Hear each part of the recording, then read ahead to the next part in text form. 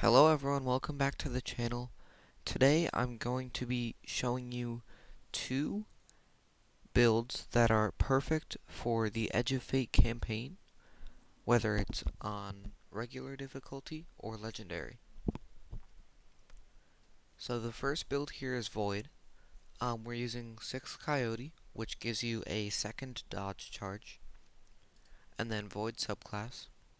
Here we're going to use Mobius Quiver, Shadow Shot,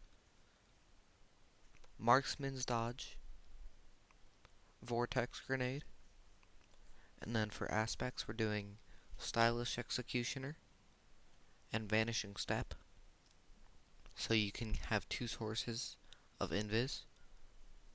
And then fragments we're going to do Echo of Instability, so defeating targets with grenades grants your void weapons volatile rounds. Echo of Persistence, void buffs have increased duration, so your invisibility will last longer. Echo of Harvest, defeating weakened targets creates an orb of power and a void breach. And then Echo of Obscurity, finish your final blows grant invisibility, just so you get more invis. You can do other fragments if you don't do finishers a lot, but I think Echo of Obscurity gives more invis if you can't use your dodge. So the good thing about this build is it uses 6 Coyote, which means you get 2 dodge charges, so you can just keep going invis, and it's Marksman's dodge, so that has a um, lower cooldown compared to Gambler's dodge. So for armor mods, we're going to be using the class stat, and with the new armor system, preferably using bulwark armor archetypes, just so you have lots of health, and secondary is class. So health stat, really this is for survivability, since this can be used for high-end content, easy content, anything. So this gives 70 health per orb, which is very useful since hunters don't really have a good source of healing. So when you're invis, you can run around, get some orbs, heal up, and then you also get 10% flinch resistance, so that's good. And then with class, with my class stat, I get a 14-second cooldown, which means since I have 2 dodges, I can go invisible every 14 seconds, and invis lasts around 7 or 8 seconds. So you'll pretty much always be invis, and you'll be killing stuff that's debuffed. And this also gives you an overshield when you use your class ability, so if you're on low health, you can just dodge and you'll get a partial overshield. The higher your class stat is, the more overshield you'll get. So for helmet mods, I have melee, void siphon, stasis siphon, and then harmonic siphon for void. For gauntlets, I have weapon, firepower, momentum transfer, and bolstering detonation. For chest armor, I have class and then health font, so whenever you pick up orbs, it gives you bonus to your health stat. Charged up, so you can carry more armor charge for the health font. And then harmonic resistance. You can really use anything here, but it's the only thing that costs 1 energy besides ammo generation. Leg armor, I did class, insulation, and then void weapon surge and stasis weapon surge. Class item, you're gonna do weapon, bomber, and reaper, and then powerful attraction. For weapons, the exotic for this is actually the new seasonal exotic from the season pass, and if you don't have Edge of Fate, so you don't have the season pass. You'll have to get this at level 70 if you're doing it for free, but if not, you instantly unlock it, so it's perfect for the campaign. Intrinsic trait fires a spread of void energy projectiles. Aiming down sights narrows the spread. And then the perk Amalgamation Rounds. Aiming down sights for a short period without firing compresses the spread into a single high-density projectile. Damaging a target with this shot marks them. And then pretty much, if you get a kill with an amalgamation round and it's a headshot kill or a critical kill, it'll make you invis and give you true sight. Or if you mark a target with it and then kill them, it'll give you invis and true sight. And this also does more damage to marked targets. So in a second I'll show a damage test, and this weapon does a ton of damage, especially with the artifact mods. Kinetic weapon, I have Tenacious Mastery. You can use anything really. I find a rocket sidearm like this with chill clip. I have chill clip and loose change because loose change is for elemental debuffs and chill clip slows. So really anything with chill clip would be good. And then this is just perfect. I did the legendary campaign with this build every mission and I soloed it. I even killed bosses with third iteration. Some bosses, even the final boss, I didn't even use my heavy weapon. That's how good third iteration is. So you're going to want to use third iteration a lot. And then heavy weapon, commemoration, any void machine gun really. Like Hammerhead. Hammerhead's a good one. I just use commemoration because it's great for ad clear. Like Feeding Frenzy and Killing Tally. Great ad clear roll. And then artifact mods. There's not many artifact mods for this build, but the ones you are going to want are anti-barrier scout and pulse rifle. So this makes it so scout rifles like third iteration. Third iteration does a lot more damage with this mod. Then you're going to want rapid precision rifling. So rapid precision hits or final blows with scout rifles grant increased reload and reduced incoming flinch. Then I did elemental benevolence. Granting allies an elemental buff gives class ability energy, which you can't really do with this build, but it's really one of the only perks you can use. Then reciprocal draw for the rocket sidearm.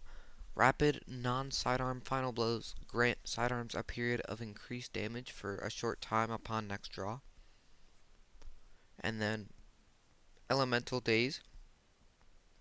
Stunning a champion with an elemental weapon creates an elementally aligned explosion, applying a matching elemental debuff to them and nearby targets. So this is perfect with third iteration or Tenacious Mastery because, as you can see, they're both champion weapons. So if you're doing higher end content, you're going to want to use that. For the campaign, it's not really necessary, but you'll need it eventually. And then last perk that you need is Shoulder to Shoulder, dealing sustained precision damage against combatants while near two or more allies grants you damage resistance. So if you're soloing the campaign, this won't really be a big deal, but if you're doing it with a fire team, this will help you because it'll give you damage resist anytime you do sustained precision damage. That'll help a lot. And then the good thing about this build, since you're using third iteration, it's a featured weapon since it's new, so you get a 10% damage buff from that. And then if you do what I do and use 4 pieces of armor from the campaign that you get throughout the campaign, of course, you get 4.2% damage resist, which might not seem like a lot, but it does help. And then right now I'm in the shooting range. I'm gonna show a little damage test. I'll show just how much damage third iteration does, comparing it to the super. I'm not saying the super is bad, I'm just saying this is how much third iteration does. So first, I'm going to cast my super, and then I'll show you damage, reset it, and then use third iteration. First, I'll do third iteration, I'll mark the target, and then dump the mag into body shots to show how much body shots do if you can't always hit headshots, because in the campaign there's lots of Vex and Fallen and they're hard to hit headshots with unless it's like a Hydra or something, which this weapon is perfect for because you can get through their shields with anti-barrier. So first I'll use my super.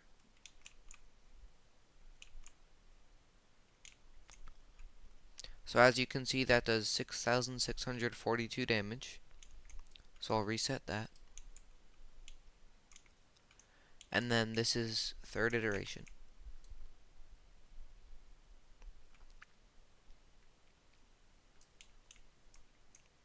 $9,615 damage.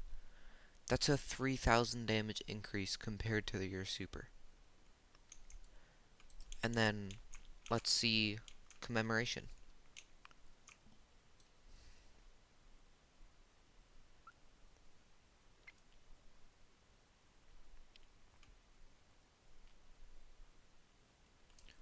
So a full mag of commemoration is 8,622 damage. Still less than third iteration, but it is more than the super. So then if you go to Tanasha's Mastery,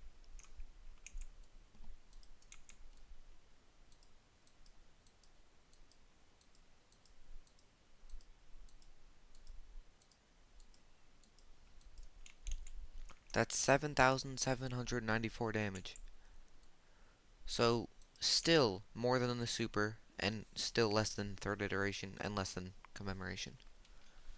So with this build, pretty much, you don't really need to upgrade your super stat since it's not useful as much. You can use Tether if you want to like get rid of ads, but really for ads, it's just better to use commemoration. So that was the first build. The next build I'll be showing you is actually a prismatic build. It's using a featured exotic chess piece, Gifted Conviction, where activating Ascension or Tempest Strike throws bouncing explosives at nearby targets that jolt and damage them, and then jolting nearby targets grants you damage resist. So because I'm using 4 pieces of new armor and a featured exotic, I get 7.2% damage resist. And then since I'm using a featured exotic weapon, I get 10% bonus damage for that. So this is going to use Storm's Edge. You can also use Silence and Squall. Either one works, whichever you like better. And then Gambler's Dodge, which they actually buffed. They also nerfed it though. So now you can dodge anywhere to get your melee back. It doesn't need to be near enemies, but it only gives you your full melee energy if you have your melee stat above 70. If not, it'll scale based on your melee stat. Then Withering Blade and Arc Bolt Grenade. And then I used Ascension and Winter's Shroud. So Winter's Shroud does work with Ascension, so you'll slow nearby targets when using it. And then since you have Gambler's Dodge, that works with Ascension, so you can throw your Withering Blade and then freeze them. Fragments, I have Facet of Balance, so that you get melee and darkness, melee and grenade energy faster with light and darkness damage.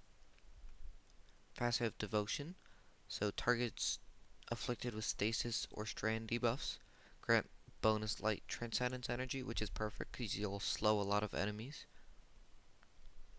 And then Facet of Hope, while you have an elemental buff, your class ability regenerates more quickly. Ascension gives you Amplified, so that's perfect. And then Facet of Awakening, rapidly defeating targets with light or darkness damage or super final blows generates an elemental pickup of the matching damage type. So that'll just generate a ton of stasis shards and ionic traces. So for the exotic weapon, we're using the new crafted weapon that you get after the Edge of Fate campaign. So if you're like doing the campaign and then running it again on Legendary, or if you're doing some Edge of Fate activities on Fabled difficulty, this is perfect. So it's perfect for this build because you can swap between arc and stasis modes. And this works for the build because it's an arc and stasis build. So you can build Transcendence super quickly. And then final blows and precision hits overcharge the other mode. So if you get, I think it's like somewhere between 3 and 5 precision hits on arc, it'll overcharge stasis. And then with temporal anomaly, when it's overcharged on arc, it calls down lightning strikes, kind of like Thunderlord. And then on stasis, it creates an explosion and a formation of stasis crystals on kills and precision hits. And this weapon is crafted. You can find the enhanced intrinsics throughout Kepler, as well as the 4 exotic catalysts, which are the traits. There's subsistence, rapid hit, um, transcendence zen, and then there's one made for this weapon where it just buffs the arc and stasis modes. So for a kinetic weapon, I used a lost signal. You can really use Tanasha's Mastery too, but I find lost signal is pretty good for this build. It's an area denial stasis grenade launcher. My role is stats for all, one for all, because that's a really good combo, especially for an area denial frame. And then heavy weapon, you can use any arc machine gun, preferably one with a trait like Rolling Storm, because that goes really good with this build. And then I also have Reconstruction. So you can use Rolling Storm, you can use Eddy Current, you can use Volt Shot, or just anything really. Preferably like some arc trait though. So then for mods, I have the same armor archetypes as the last build, so you get health and class. And then helmet, I have weapon, stasis siphon, dynamo, and then harmonic siphon for arc. For gauntlets, I have class, firepower, focusing strike, and bolstering detonation. Chest armor, I have class, and then I just did melee resist, concussive dampener, and harmonic resist. You can just do any resists you want, it doesn't really matter. Or ammo generation if you find yourself running out of ammo a lot. Leg armor, I did weapon, insulation, and then stasis and arc weapon surges. And then class item, I did weapon, bomber, reaper, and then powerful attraction. And then artifact is going to be the same. There's not as many artifact perks for this build, so I would just use unstoppable sidearm and hand cannon. And then going to the shooting range, so you can use this arc one. So now stasis is overcharged. So now precision hits will release a blast of stasis crystals. And now arc is overcharged, so I switch. And now it calls down lightning. So after 3 hits, 3 precision hits, the other one becomes charged. And every time you switch to the other mode, it gives you 3 ammo back. So if you have an enemy that's easy to hit precision hits on, you can just keep cycling this, and you can do a ton of damage. That did 24,000 damage, 278.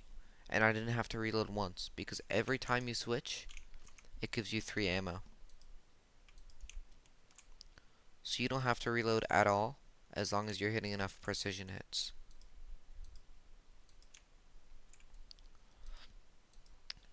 And this way, if you have a Titan with Storm's Keep and you're behind their barricade, you'll get even more lightning strikes, and this will be even more overpowered. That's 45,000 damage, and it was about 30 seconds to a minute. 559 damage per second. And then, if you want, you can... What's great about the shooting range, you can test things on bosses.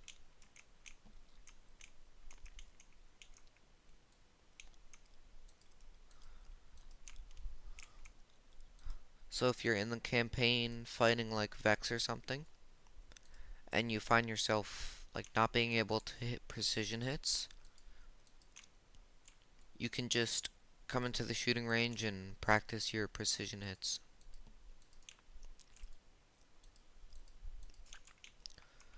The only problem with this weapon is that you can see in the arc mode, shoots very fast, and then you switch to stasis, and it's much slower shooting. It does more damage, but not by much. So for reload here, you can see, let's do a full mag of arc. So emptying a full mag of arc does, these are all headshots. That does 858 damage and 180 damage a second. And then if we reset it and do stasis, we have to wait for the overcharge to run out so that it's not doing extra damage. So stasis,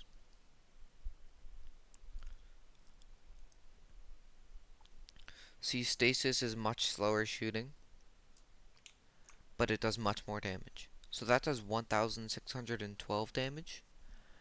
And as you can see, below the scope, if you can see it, there's 3 little squares. And every time you hit a headshot, it fills up one of the squares and then does splash damage.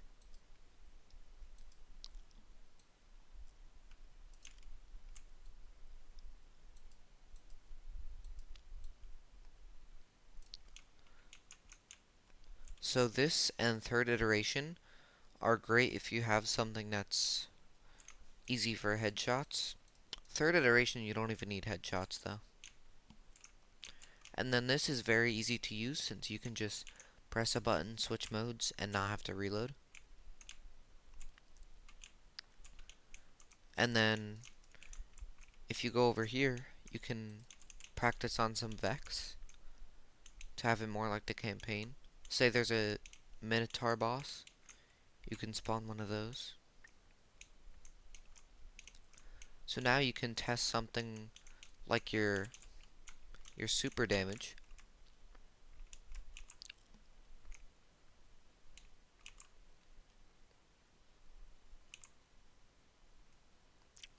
So you can see with Storm's Edge, we do 6,282 damage. And then I can put on Silence and Squall.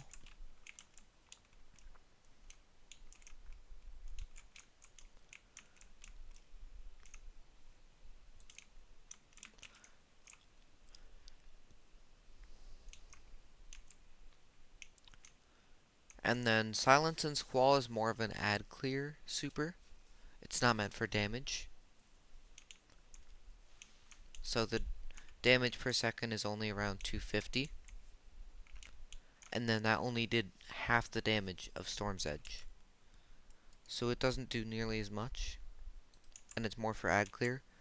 And Storm's Edge, I think, is even better for ad clear, since you can just take out whole groups and it does more damage. And then you can have the boss shoot at you if you want. Test your damage resistance. Test how well you can hit precision hits. Or your new abilities.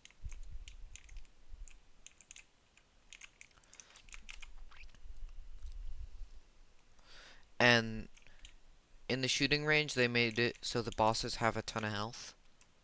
And if you want to like actually kill stuff, you can throw on like some goblins, get rid of the boss, and then these guys are much easier to kill.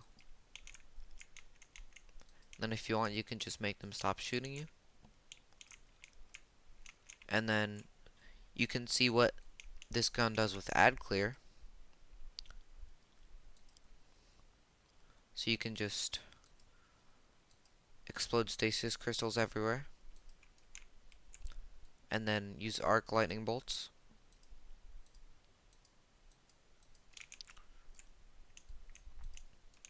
And keep doing that. And if you want, you can test on champions. Which, this is really good if you have like a weapon that you think can kill a champion before, like say it's a barrier, say you have a weapon that you think can kill it before its barrier goes up, then you throw that on and then test it on this guy. So I'm gonna show third iteration with a champion. This is a champion weapon.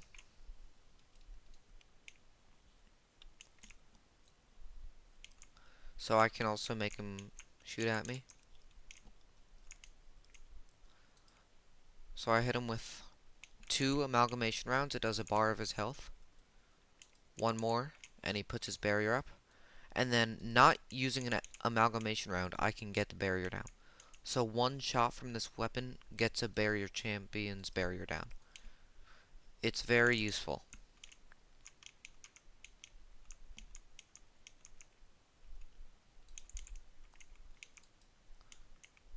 And there he goes. Then you can spawn another one. Make it so he doesn't kill you.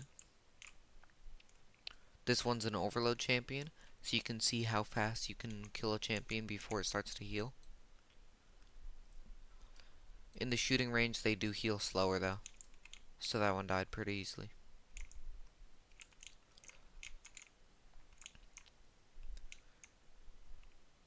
Then, since Tanasha's Mastery has Chill Clip, you can test out things like Chill Clip, since Slow will stun overloads. So you can stun them, and then use your super. Just test out some perks. See the range.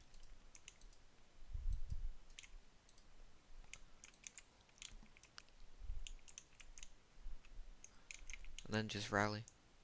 And do it again. So those were my 2 builds for Edge of Fate.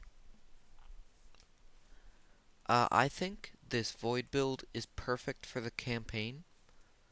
And no matter what difficulty you're doing it on.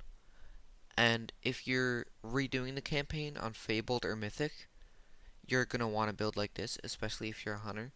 Because hunters can't really survive very easily.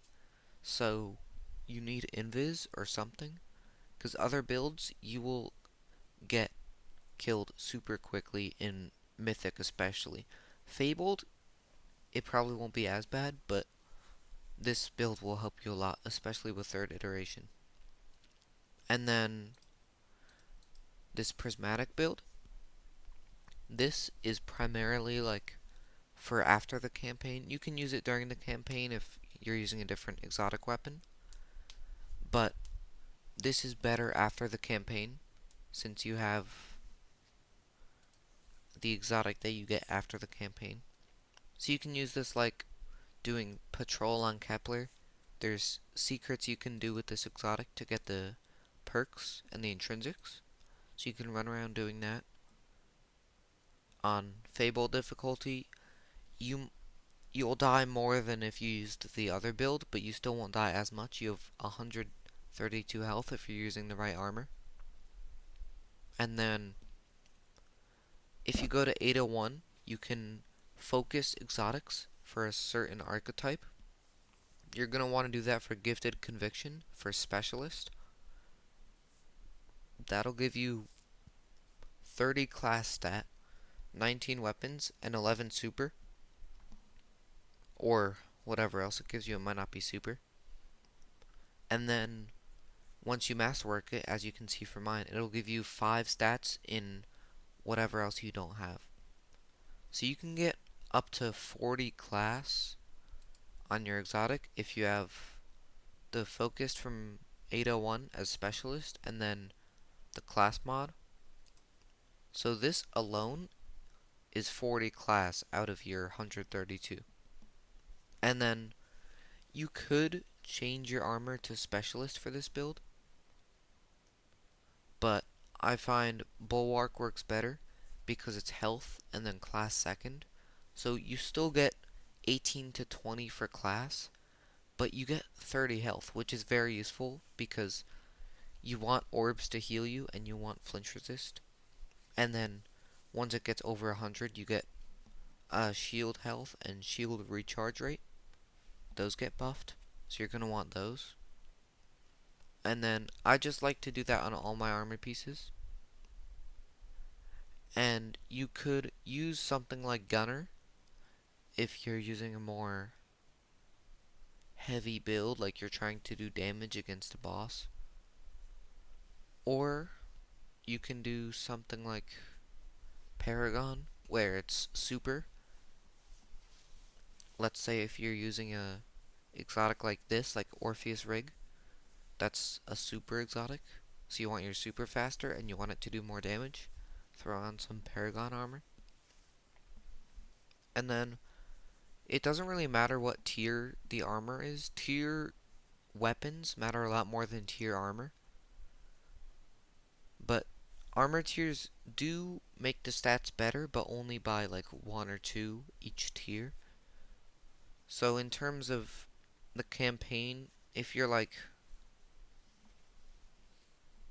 searching for an archetype and you found it, but it's only tier 1 and you have a tier 2, I would use it anyway. I have a tier 1 helmet, it has 29 health, tier 2 gauntlets, 29 health also. But the helmet has 17 class and the gauntlets have 18, which it's only 1 difference. But then if you go to the tertiary stat, so there's primary, secondary, tertiary. For me, tertiary on the helmet was grenade. Or weapons, not grenade. I mean, yeah, it was grenade. And then gauntlets. Gauntlets was melee. So as you can see on the helmet, it gave only 8 for grenade on tier 1. And then gauntlets it gave 13 for melee on tier 2. And then you can see the same with these armor pieces. It's 29, 18, then 13.